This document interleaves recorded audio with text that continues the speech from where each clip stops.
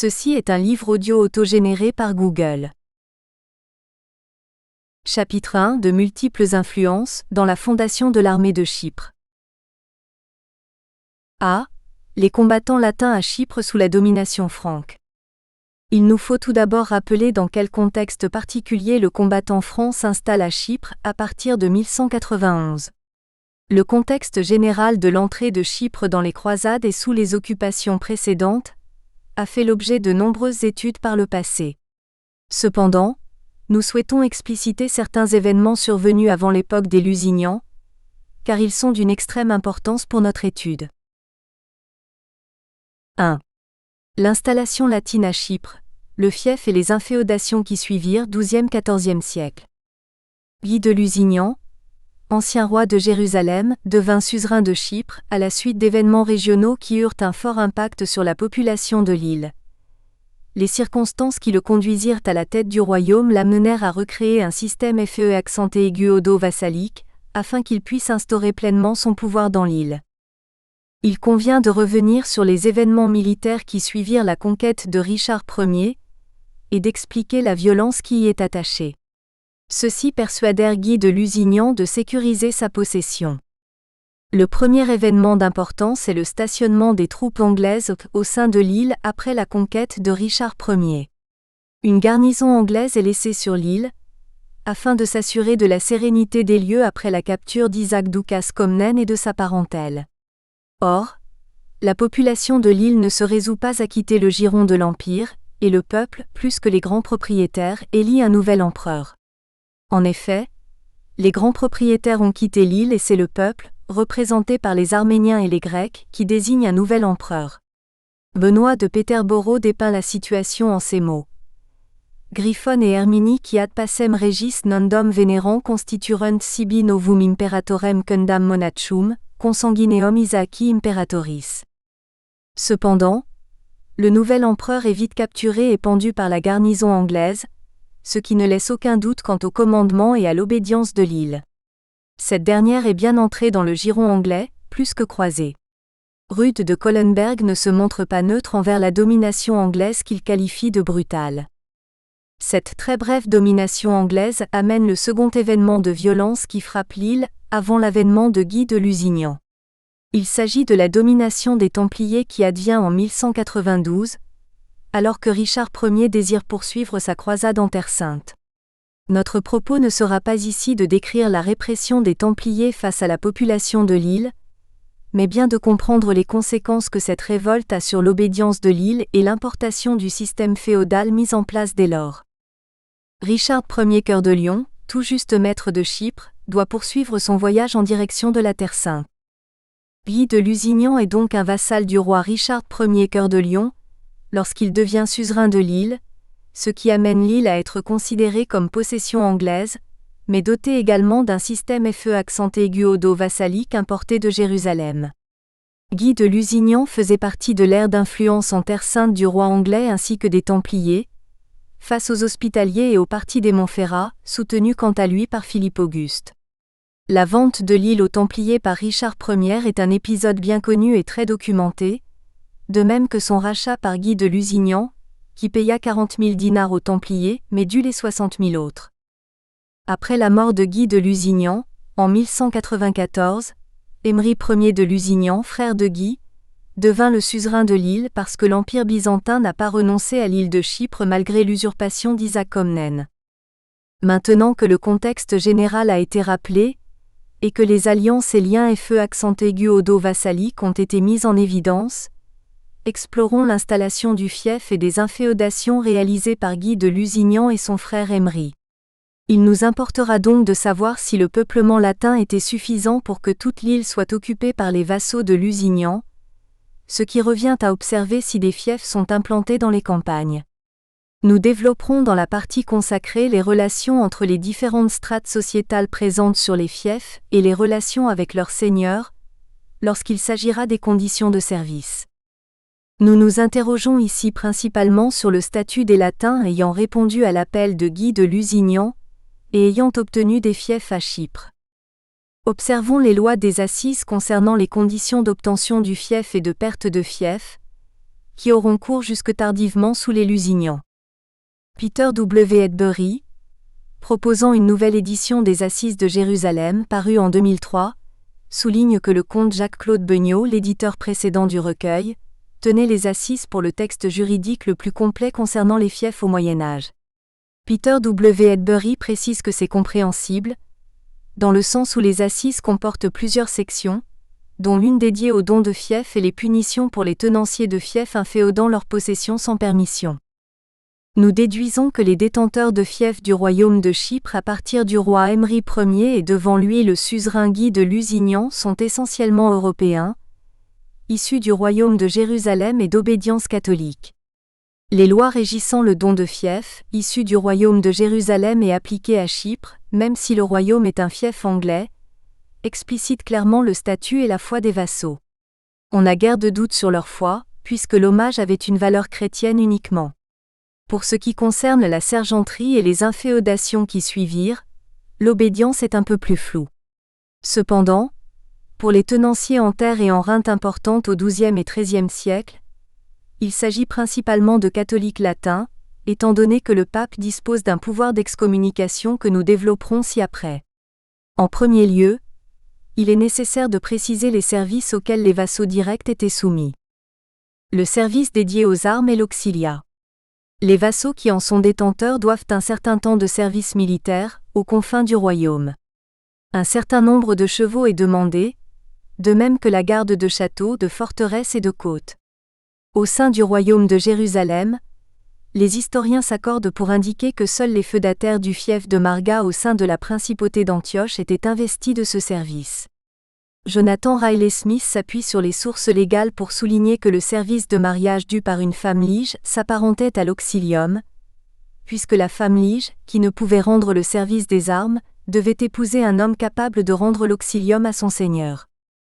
Nous pouvons statuer que le vassal du roi pouvant tenir fief était strictement de foi catholique puisqu'à posteriori, nous possédons un témoignage concernant le roi Henri II de Chypre et datant de 1243, dont l'initiateur est le pape Innocent IV.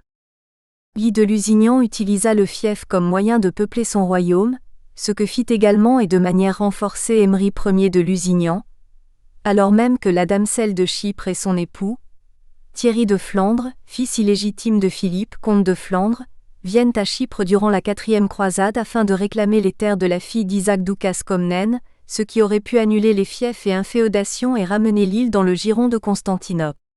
L'île qui est d'obédience anglaise sous Guy de Lusignan devient un arrière-fief du Saint-Empire romain germanique, lorsque Richard Ier Cœur de Lion prête hommage à Henri VI von Hohenstaufen. Détaillons donc le don de fief de Guy de Lusignan et d'Emry Ier de Lusignan.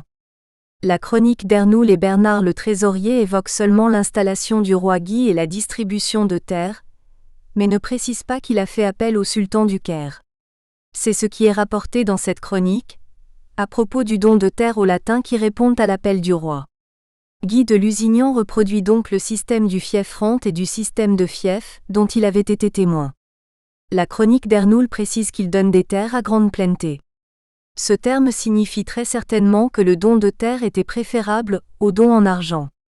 Nous avons connaissance des chiffres des chevaliers venus s'installer à Chypre sous Guy de Lusignan, grâce au continuateur de Guillaume de Tyr. On en dénombre 500 pour 675 au sein du royaume latin de Jérusalem. On ne peut affirmer que les chevaliers latins aient peuplé les campagnes. Rien ne le prouve, mais l'on peut se fier à des actes du XIIe siècle concernant des possessions en fief concédées à l'église de Chypre. La question des dîmes a été évoquée par Jean Richard au sujet du royaume latin de Chypre. Les dîmes peuvent nous éclairer au sujet de la répartition des terres et les possessions des seigneurs francs. La période où le seigneur Guy de Lusignan et Emry Ier de Lusignan attribuent des terres aux seigneurs francs correspond en Occident au mouvement de restitution des dîmes. Le but de l'Église était de faire lever la dîme sur les terres en prétextant l'Évangile et d'autres textes des pères.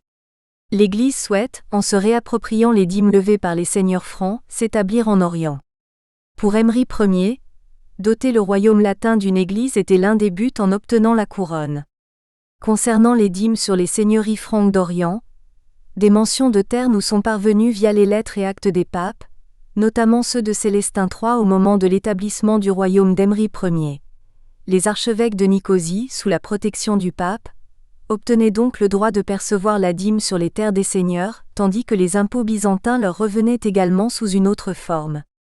Jean Richard souligne que les évêques revendiquèrent le droit de toucher leur dîme à l'image de l'Occident. Les seigneurs francs qui acquirent des fiefs du roi Hémry étaient donc soumis à la fois à la dîme et à la transformation des impôts byzantins. Jean Richard signale que le fief était le moyen le plus sûr de prélèvement de la dîme. Au regard de la volonté d'Hémry Ier de donner à son royaume une église et de le faire entrer dans le giron de la papauté, il n'est pas impossible de relever que l'octroi de terre était le plus sûr moyen de conférer des revenus stables aux évêchés. Imposer les seigneurs francs sur leurs terres n'a donc pas rencontré de fortes oppositions. Nous possédons plusieurs exemples de tentatives de récupération de dîmes sur les terres des seigneurs francs, dont l'une que nous analyserons ci-après, datant du règne d'Henri II. John Lamont propose une première correspondance des noms dans une forme acceptable, dans son article datant de 1929. The Castles of Soli Soli, Tamassos, Tomasi, Tremisoucha Tremtosi, Kitiquit, Kisrek Ercheri, Xeri Cheriou Lapitos, Lapiton Milia Melia, Maratassa Marata, Sivori Sivori, Kambi Kambi, Shindas and the Fief of Briem, Askia Askia Pigi Pigi and Peristerona Prastrov. Si l'on observe la liste de noms mentionnés dans ces correspondances, l'on peut se référer à la carte de Chypre citée plus haut. En effet, nous pouvons donc situer le casal de Tremkossi ainsi que celui de Tamassos respectivement entre les villes de Famagoust et Larnaca, et au centre-sud de la Messoria. Nous pouvons également affirmer que Peristerona se trouve sur les contreforts du massif du Troodos, dans le bassin de Morphou, le long de la rivière. L'on remarque que les terres concédées couvrent tous les territoires, ce qui permet de constater une possession étendue de terres du roi de Chypre. À la suite de cela, il fut difficile pour les seigneurs laïcs détenteurs de fiefs de respecter le paiement des dîmes de l'Église latine de Chypre. Au XIIIe siècle, des échanges de lettres entre le pape et le roi Henri II démontrent cette difficulté, ayant pour conséquence des menaces d'excommunication. Ce court texte nous informe ainsi de la qualité des hommes tenant fief. Il s'agit principalement de chevaliers, mais aussi de laïcs, de foi chrétienne. On peut donc supposer que des latins, mais de qualité moindre que les chevaliers, aient pu bénéficier de dons de terre. Le constat de la papauté donne l'indication sur le respect de l'application des dîmes. Les possesseurs de terre semblent oublier de souscrire à la dîme et profiter pleinement du produit de leur terre. Il n'est pas précisé s'il s'agit des fiefs ayant été cédés en terre ou en fiefs reintes. L'une des conclusions que l'on peut alors tirer concernant la distribution des fiefs est le fait que ce sont les latins qui deviennent les principaux possesseurs des terres à Chypre, transformées en fiefs. De plus, pour qu'il y ait l'installation d'une église latine et que Chypre soit reconnue comme État latin, le roi Hémry Ier a repris des terres dans le but de posséder des revenus suffisants pour doter l'Église et pour distribuer des terres à obligation de service militaire. 2. Les officiers de l'armée latine, rôle et influence.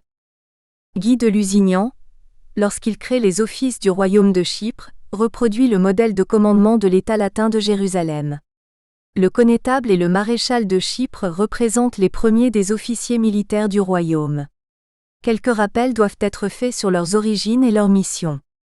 Fort utiles sont les Regesta Regni Hierosolimitani qui nous permettent de dresser les listes des officiers du royaume de Chypre, les complétant avec les noms de ceux que l'on pourrait connaître, grâce aux textes juridiques et généalogiques comme le livre des Assis et des usages et des plaies de la haute courte d'Ouréaïum de Jérusalem et les lignages, mais également des chroniques.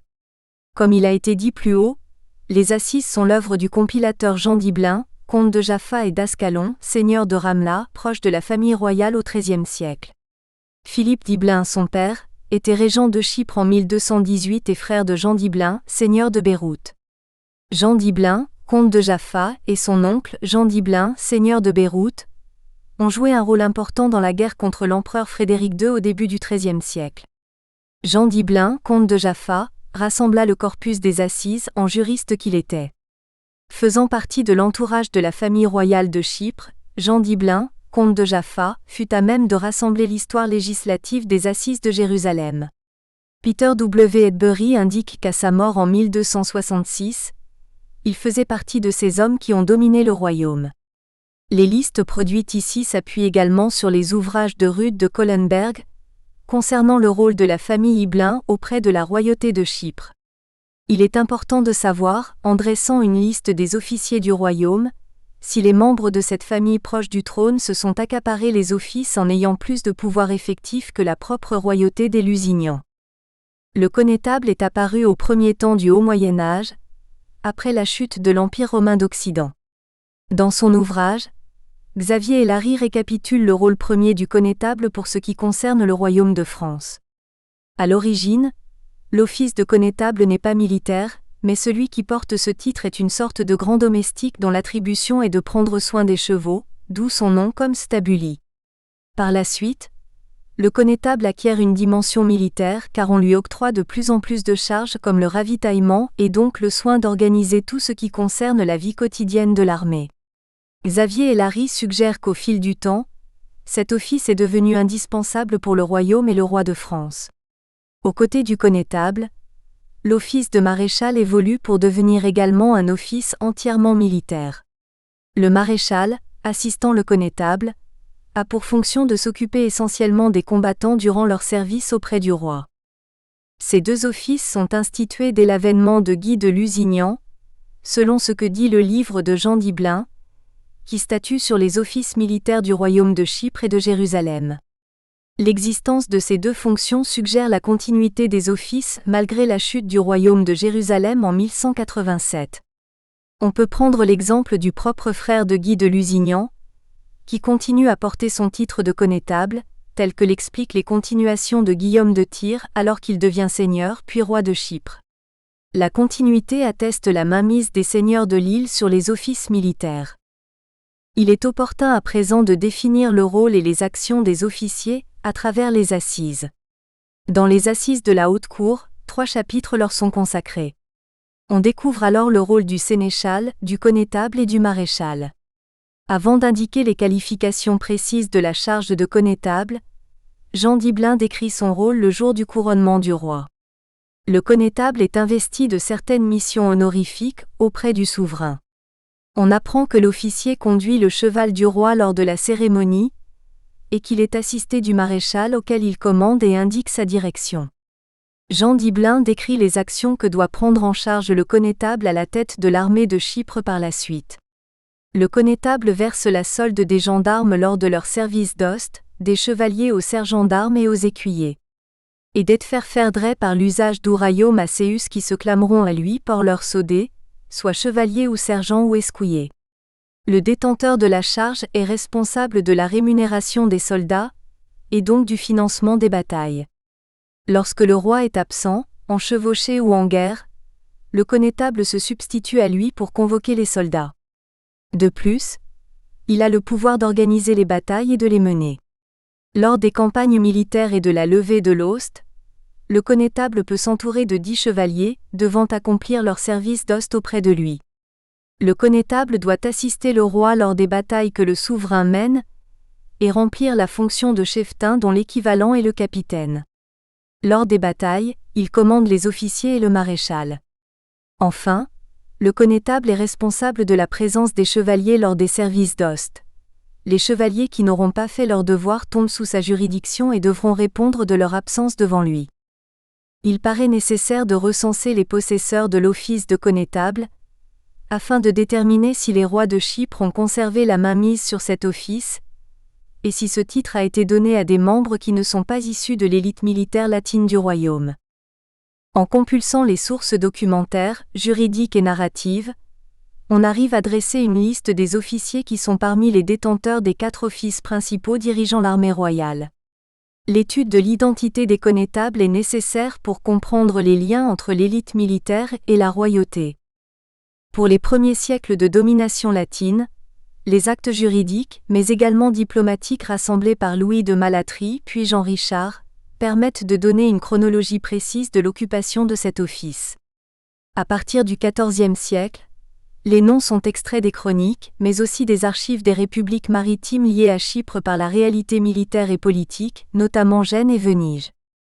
Considérons à présent les listes de noms que nous pouvons recenser d'après les Regestas édités par Rericht, complétés par les documents édités par Louis de Malatrie et les lignages d'outre-mer. Pour la période allant de 1192 à 1291, le recueil des Regestas mentionne comme témoins les Constabuli Cypri ou Constabularius du royaume de Chypre.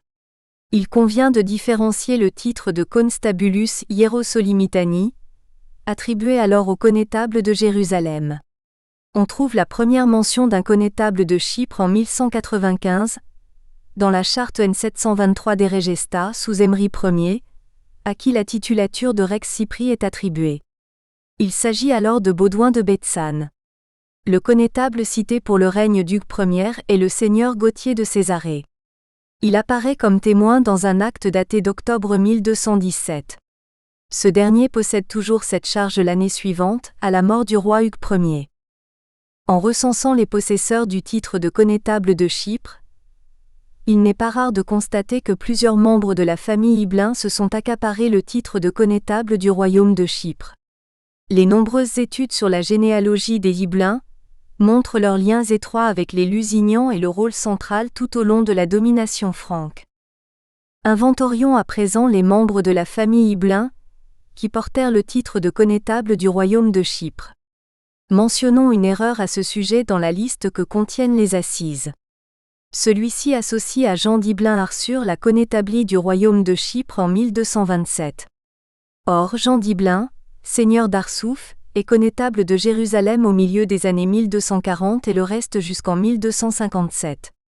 En 1236, sous le règne du roi Henri Ier, à la fin de la guerre des Ibelins et des impériaux, Balian III d'Ibelin, fils de Jean dit le Vieux sire de Beyrouth, porte le titre de connétable de Chypre.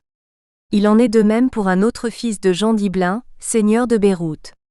Il s'agit de Guy d'Ibelin, connétable de Chypre vers 1250, qui gagne l'amitié et mérite l'éloge de Jean de Joinville.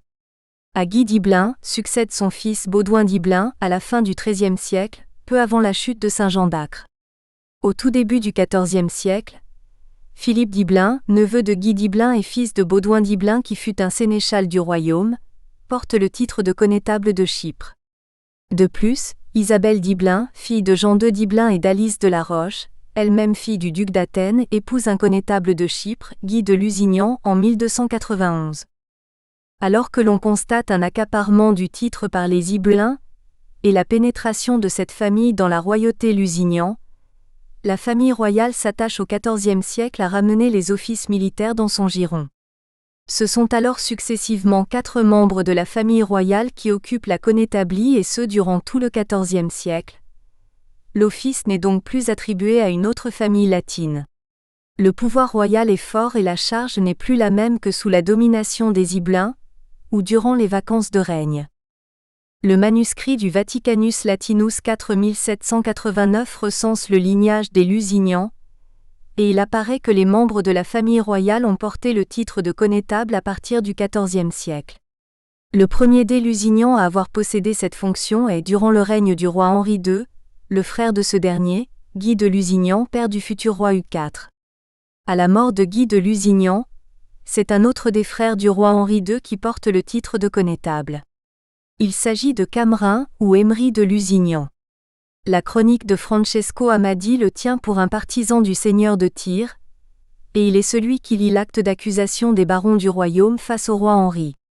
Après Emery de Lusignan, c'est le fils aîné du roi Hugues IV, Guy de Lusignan, qui devient connétable en 1328. Durant la guerre contre les Génois en 1373 à 76, c'est Jean de Lusignan, prince d'Antioche, qui remplit ce rôle, tandis que lui succède Jacques de Lusignan en 1371. La distribution du titre de connétable reste dans le giron de la royauté et des familles issues de la noblesse latine jusqu'au XIVe siècle.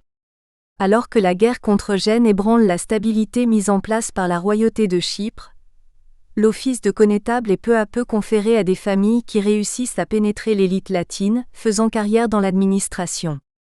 Sous le règne de Charlotte de Lusignan et Louis de Savoie, entre 1458 et 1460, Calceran Suarez est le connétable du royaume, exerçant sa charge à la fin du règne de Jean II de Lusignan. Il est introduit comme tel par Georges Boustronios au début de sa chronique. Ces connétables inaugurent la venue d'hommes d'armes occidentaux sur le sol de l'île durant le XVe siècle, du fait des formes variées que les guerres ont pris à Chypre. Alors que dans les républiques italiennes, les hommes d'armes professionnels appelés condottieri ou faisant partie des compagnies d'aventure représentent une société démilitarisée depuis le XIVe siècle, à Chypre ce n'est pas encore le cas au XVe siècle. À ce sujet, notons le rôle de Pierre d'Avila, l'un des derniers connétables du royaume de Chypre. La chronique de Georges Boustronios nous permet de connaître le possesseur nommé d'Avila, de la charge de la connétablie après les années 1470. Laconique, Georges Boustronios nous informe que nombre d'étrangers entrèrent au service du roi Jacques II de Lusignan, une fois que son règne fut effectif. Ces 3 connétables représentent le commencement de ce renouvellement sociétal à Chypre, à partir du XVe siècle. Les maréchaux de Chypre occupent l'un des 4 principaux offices militaires du royaume. Comme pour les connétables, leurs devoirs et modalités de service sont inscrits dans les assises de la haute cour. Cet office est apparu au même moment que celui de connétable dans les armées occidentales, c'est-à-dire après la chute de l'Empire romain. Ayant d'abord des fonctions domestiques, il devient peu à peu un office militaire. La tâche du maréchal est donc de s'occuper de l'aspect financier de la chose militaire. En effet, il est chargé de verser la solde des chevaliers et des sergents qui sont convoqués pour le service d'ost. Le maréchal, tout comme le connétable, tient ses usages du royaume de Jérusalem, cela est expressément cité dans le texte des Assises. Recensons à présent les maréchaux du royaume de Chypre, et tentons de définir si cet office, à l'image de celui du connétable, a été pénétré par des familles non issues de la noblesse latine. Les premières mentions de ces officiers se trouvent dans les Regesta. Un diplôme royal émis sous la royauté d'Emery Ier cite comme témoin le maréchal Hugues Martin. Ce dernier symbolise la concession d'office par les suzerains de l'île de Chypre, avant que la royauté ne soit effective en 1197. En effet, il est un proche des rois Guy et Emery avant que l'île ne devienne un royaume. Les lignages d'outre-mer nous apprennent qu'il est chevalier poitevin et venu avec Guy de Lusignan dès 1192. Il symbolise donc l'arrivée de cette nouvelle élite latine. Il est l'oncle des premiers membres de la famille du Morphe, famille latine de l'île. Par la suite, Renaud de Soissons obtient cet office à partir de 1210. Il est fort probable qu'Hugues Martin continue à l'assumer durant la régence de Gauthier de Montbéliard. Bien que Renaud de Soissons soit dès 1201 cité comme témoin dans les diplômes royaux, il n'est pas encore mentionné comme étant le maréchal de Chypre. À partir de 1210, cela change puisque Renaud est cité comme marescalcus. À la suite de Renaud de Soissons, l'office du maréchal retourne dans le giron du cercle étroit de la dynastie puisqu'Adam d'Antioche, selon les lignages d'outre-mer, fut nommé maréchal de Chypre. Adam de Gore dit d'Antioche est le fils de Massé de Gore, dont les lignages, notamment le manuscrit du Vaticanus Latinus 4789, disent qu'il vint dès sa mère avec le roi Guy, et disoit-on qu'il estoit son parent. La charge de maréchal est occupée successivement par 2 membres de cette famille proche du trône de 1210 jusqu'après 1247, Adam de Gordie d'Antioche et son fils Jean de Gordie d'Antioche, lié au Bethsan puisqu'il épouse Échive de Bethsan, fille de Gauthier.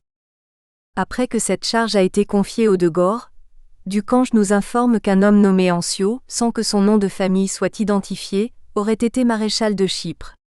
Par la suite, la fonction revient aux membres de la famille de Montolif, dont le nom ressort parmi les noms de famille les plus souvent portés par des personnages parvenus à cette fonction. 3 de ces membres, Simon de Montolif, Thomas de Montolif et Janus de Montolif, exercèrent la charge de maréchal. Simon de Montolif, dont la famille est originaire de Tripoli, est le premier des maréchaux de cette famille à la fin du XIIIe siècle. Trouvant la mort au siège d'Acre, il laisse cet office vacant. Il est également proche du trône, car il est lié à la famille d'Anceau de Brie. Il épouse dans les dernières décennies du XIIIe siècle la fille d'Anceau portant le nom de Douce. On constate, alors que nous sommes à l'orée du XIVe siècle, peu après la chute de Saint-Jean d'Acre, que l'élite latine ne se renouvelle pas. Les possesseurs du titre de maréchal reflètent ce fait, car en remarquant les mariages qu'ils contractent, on observe que la charge de maréchal reste dans la noblesse franque. La charge de maréchal ne semble pas s'ouvrir aux familles non issues de la noblesse latine au milieu du XIVe siècle. Après l'exercice de la charge par Thomas de Montolif, on remarque 3 titulatures différentes pour l'office de maréchal. Baudouin de Norès posséderait 3 titres de maréchal, selon Ducange. Ce dernier s'appuie sur un acte de mariage établi entre Guy de Lusignan, fils d'Hugues IV, avec Marie de Bourbon pour établir ces différents titres. Baudouin de Norès serait ainsi qualifié de maréchal de la cour royale de Chypre, titre qu'il porterait donc pour le mariage de Guy de Lusignan. Son second titre serait celui de maréchal de l'hôtel du roi, Hospiti Regii. Puis, en 1338, il reprend la charge de Thomas de Montolif en tant que maréchal de Chypre. Ducange s'appuie surtout sur un acte conservé aux Archives nationales de France, dans une section dédiée à la famille de Bourbon. L'acte serait extrait de la Idimus, procuration dressée à Lyon devant l'Official, le 21 juillet 1319. On relève une cohabitation entre plusieurs titres de maréchaux, évoquant des missions différentes. On est donc assuré que l'office de maréchal de l'hôtel du roi ne possède pas les mêmes fonctions que les offices militaires. Sous le règne du roi Pierre Ier, le maréchal qui exerce cette charge est Jean du Morph. Ce personnage gagne une notoriété dans les chroniques, notamment celle de Léontios Machéra, car il est l'amant de la reine Éléonore d'Aragon, épouse du roi Pierre. Le lignage de la famille du Morph est lié à celui de la famille de Brie, car plusieurs unions sont contractées entre elles deux. Ainsi, ce lignage est ancien, rattaché au connétable Manase d'Hierges. Dans le cadre de ses fonctions, Jean du Morph devient l'ambassadeur du roi Pierre Ier auprès du roi de France pour l'année 1361 à 1362. Un diplôme royal d'hommage est conservé parmi les archives de l'Empire, édité par Louis de Malatrie. Ce dernier remarque que la titulature de Jean du Morph porte la mention Marescalcus Cypri. Renaud de Mimar, qui est maréchal de Chypre à partir de 1384, est apparenté à la famille d'Ibelin par les femmes. La charge reste une nouvelle fois dans un cercle restreint, notamment après les événements de la guerre contre Gênes en 1373. Les offices sont donnés par le roi, qui se montre prudent en nommant ses successeurs. À la fin du XIVe siècle, on remarque que plusieurs titres de maréchaux coexistent. Mais ces titres sont conférés uniquement par la royauté, durant les couronnements des rois, ou bien lorsque les circonstances le demandent, en période de guerre par exemple. Le déclin de la charge de maréchal de Chypre est entériné par cette multitude de titres. Malgré la désuétude de l'office, sa distribution reste aux mains de la royauté, bien que celle-ci s'affaiblisse à partir du XVe siècle. Parmi les offices de maréchal, les missions du maréchal de Jérusalem et de Chypre ne sont pas clairement définies. Un titre dont cette étude n'a pas encore parlé vient d'être attribué dans ce conseil de l'année 1432. Il s'agit du titre de maréchal d'Arménie. Sans doute peut-il être considéré comme une distinction honorifique et existe-t-il depuis la fin du XIVe siècle, alors que les rois de Chypre furent dénommés rois d'Arménie. Un document contenu dans l'ouvrage de Louis de Malatrie confirme la création de l'office à la fin du XIVe siècle. Ce document donne le nom du premier noble distingué de la dignité de maréchal d'Arménie. Il s'agit de Jean de Tibériade, qui est ambassadeur à Gênes pour le roi Jacques Ier en 1387 et qui est consacré maréchal d'Arménie à son retour. Nous disposons de la pierre tombale de Jean de Tibériade, qui peut être regardée comme un témoignage de sa titulature. En effet, l'office de maréchal d'Arménie est inscrit sur la pierre tombale, afin que son service auprès de la couronne soit gravé dans le marbre. Durant ce conseil en 1432, Jacques de Cafrane est également nommé maréchal de Chypre. Ducange, dans les familles d'outre-mer, nous donne des informations sur la famille dont il est issu. Jacques de Cafrane est connu par un acte daté du 8 juillet 1432, reproduit dans les volumes de Louis de Malatrie. Jacques de Cafrane est témoin du roi Janus pour la procuration que celui-ci donne à Hugues de Lusignan, évêque de Palestrina. Ce dernier aurait obtenu cette procuration dans le but de se rendre au concile de Bâle. Dans cet acte conservé à la bibliothèque de Saint-Laurent à Florence, Jacques de Cafrane est nommé Jacobi de Cafrano Marescali Regni Cypri. Le nom de Cafrane correspondrait à celui d'un casal donné par un prince de Galilée. Par la suite, les Hospitaliers en furent les propriétaires sous Amaury Ier de Jérusalem. Ducange se demande si le nom de la famille de Cafrane est lié à ce casal en Terre Sainte nommé Cafrane. L'acte cité plus haut n'est pas le premier dans lequel apparaît ce maréchal. En effet, dans un acte daté de 1427 faisant partie des archives de la Banque de Saint-Georges, Jacques de Cafrane est nommé Domino Jacobo de Cafrano, Reni Cipri Marescalio. Il est le témoin de Janus de Lusignan, lorsque celui-ci donne également une procuration à Hugues de Lusignan pour s'occuper des affaires de Chypre. Ce n'est qu'à partir du XVe siècle, sous le règne de Jean II, que l'office militaire s'ouvre à des membres du royaume autres que ceux issus de la noblesse latine. Georges Boustronios indique que plusieurs chevaliers occidentaux sont élevés à la dignité de maréchal sous le règne de Jacques II de Lusignan à partir de 1460. Cependant, la vieille noblesse franque conserve ce titre sous le règne de Charlotte de Lusignan, puisque Georges Boustronios note que Jean de Montolif assume l'office lorsque la reine et Louis de Savoie sont retranchés à Kyrenia. En observant la distribution de l'office du maréchal, il apparaît comme accaparé par la royauté jusqu'au XVe siècle et le règne de Jacques II de Lusignan. La maréchaussée, contrairement à la connétablie qui a été dévolue à des hommes non issus de l'élite latine sous le règne du roi Jean II de Lusignan, a été conférée à des lignages proches du trône qui ne se sont pas éteints au XVe siècle. Le titulaire de la charge de maréchal possède des missions qui sont semblables à celles des maréchaux occidentaux, notamment les maréchaux de Bourgogne, de Bretagne, de Savoie, du Dauphiné et de Lorraine tels que l'étudie Bertrand Schnerb. L'étendue des tâches du maréchal de Chypre est la même que dans ces provinces, bien que l'on remarque que l'office de maréchal des royaumes occidentaux comme le royaume de France cohabite avec ceux des armées seigneuriales avant le XVe siècle. L'insularité de Chypre permet donc une singularité des offices militaires et un contrôle plus important de ses charges durant les siècles de domination franque. 3. Les autres classes sociales latines, artisans, bourgeois, et la guerre sous les premiers Lusignans. Il nous faut ici éclaircir la question des autres classes sociales et leur service dans l'armée, sous les premiers Lusignans. Nous verrons si ces hommes pouvaient être incorporés dans les campagnes militaires menées par les rois, et nous tenterons d'expliquer ce que les rois leur accordaient en termes de terres. Nous proposerons une classification de leurs statuts sociaux et des biens qu'ils recevaient en s'installant à Chypre. Nous souhaitons nous appuyer sur le peuplement du royaume latin de Jérusalem, afin d'établir une éventuelle continuité entre les deux royaumes. De nombreux récits nous sont parvenus, notamment par l'intermédiaire de Guillaume de Tyr, qui nous livre des informations à propos du peuplement du royaume latin de Jérusalem. Pour commencer, relatons le peuplement de la région de Syrie-Palestine en prenant quelques exemples, pour effectuer une analogie avec le peuplement de Chypre. Les croisés privilégient surtout l'habitat des campagnes, afin de pouvoir sécuriser leurs sources de revenus. Un peuplement des frontières semblerait avoir été privilégié, la défense depuis les principales villes du royaume n'ayant pas pu être soutenue.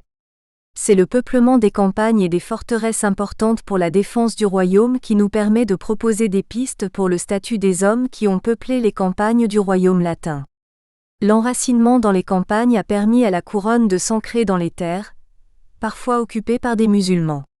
La cohabitation a amené un plus grand contrôle de ces populations. En cela, on peut noter une petite différence avec le peuplement réalisé au sein du royaume de Chypre par Guy de Lusignan. On ne dispose que de peu de renseignements sur les classes sociales ayant peuplé les campagnes, des Grecs ayant cultivé la terre pour les grands propriétaires qui ont fui l'arrivée des Latins au XIIe siècle.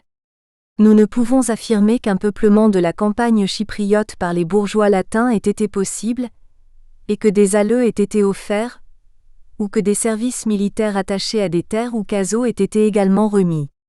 Nous développerons cela dans la partie consacrée au statut des combattants non latins, des combattants grecs ayant guerroyé aux côtés d'Isaac Doukas Comnène, et tâcherons de comprendre s'ils ont pu rester dans les campagnes et être intégrés à l'armée royale.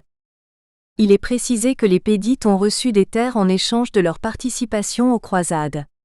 Afin de comprendre les possibilités de service militaire, nous pouvons nous référer à des précédents provenant d'Occident, France-Espagne. Analysons le don de terre et les strates sociales présentes dans le peuplement des forteresses du royaume latin de Jérusalem et des cités côtières. L'une des forteresses que nous allons prendre en exemple est celle de Gaza, construite 4 ans avant la chute d'Ascalon en 1153. Le peuplement qui prend forme est le suivant. Des personnes recherchant la sécurité près d'une forteresse, des agriculteurs, des commerçants ainsi que des artisans afin d'approvisionner la forteresse. Ce sont ces catégories sociales qui constituent les Pédites nouvellement arrivés en Terre Sainte. Les hommes libres, qualifiés dans le monde anglo-saxon de freemen. Un second mur est érigé autour de la forteresse de Gaza, ce qui constitue une sorte de banlieue. Le développement de la banlieue entourant la forteresse de Gaza nous donne une vision de la catégorie d'habitants. Nous espérons que vous avez apprécié cet aperçu. Pour continuer à écouter ce livre audio sur Google Play Livres, utilisez le lien dans la description de la vidéo.